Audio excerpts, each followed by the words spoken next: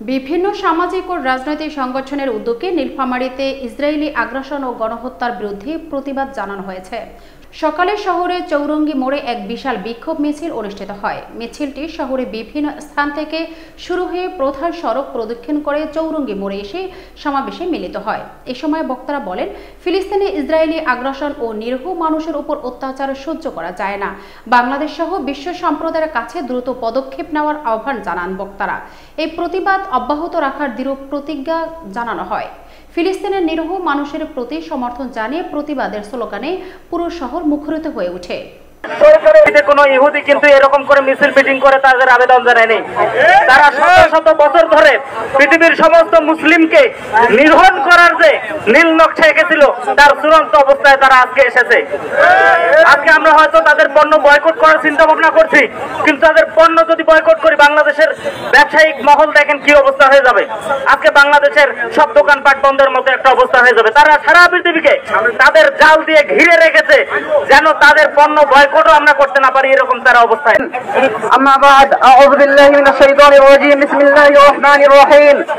ওয়া মা লাকুম লা তুকাতিলুনা ফি সাবিলিল্লাহ ওয়াল মুস্তাদআফিন মিনার রিজাল ওয়ান নিসাই ওয়াল ওয়ালদানিল লাযিনা ইয়াকুলুনা রাব্বানা আখরিজনা মিন হাযিহিল ক্বরিয়াতিল যালিমি আহলুহা ওয়াজআল লানা মিন লাদুনকা ওয়ালিয়্যা ওয়াজআল লানা মিন লাদুনকা নাসীরা।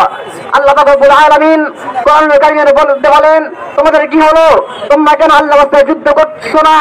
কিছু মানুষ, কিছু নারী, শিশুরা আল্লাহর কাছে ফরিয়াদ করে বলতেছে, হে আল্লাহ, আপনার পক্ষ থেকে কেন আমাদের কাছে সাহায্যকারী পাঠাচ্ছেন না? আজকের গাজার মুসলমানরা নির্যাতিত, নিপীড়িত, সারা বিশ্বের মুসলমান আমরা তাকে দেখতেছি। আজকে চারিপাশে মুসলমানরা, গাদ্দার মুসলমানরা বসে আছে।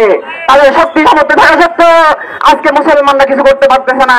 আজকে ইরান, আজকে পাকিস্তান, আজকে অন্যান্য মুসলিম রাষ্ট্রগুলা, আশেপাশের সিরিয়া, আশেপাশে ইরাক সহ যত মুসলিম রাষ্ট্র আছে তাদের সামর্থ্য থাকা সত্ত্বেও তারা মুসলমান, গাজার মুসলমানদেরকে সহযোগিতা সেভাবে করে নাই।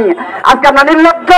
আজকে আমরা পৃথিবীর বুকে যেভাবে মুসলমান দাবি করতেছি, এই মুসলমান দাবি করার অধিকার আমরা রাখি না।